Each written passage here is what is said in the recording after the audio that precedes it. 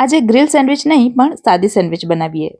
આ રેસીપીનો આખો video title પાસે આપેલો છે અને તમે ચેનલ પર જઈને પણ જોઈ શકો છો.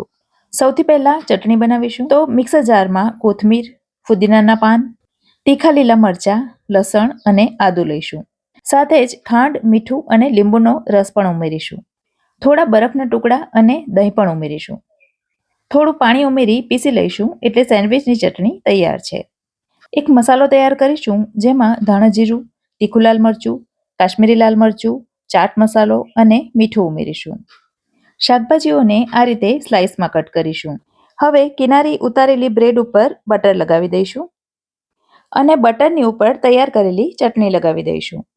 ત્યાર પછી શાકભાજીઓની સ્લાઇસ મૂકતા જવાનું અને એના ઉપર મસાલો છાંટતા જવાનું. શાકભાજીઓમાં બાફેલા બટાકા, કાકડી, ટામેટાં, ગાજર, બીટરૂટ અને ડુંગળીની સ્લાઇસ લીધી છે.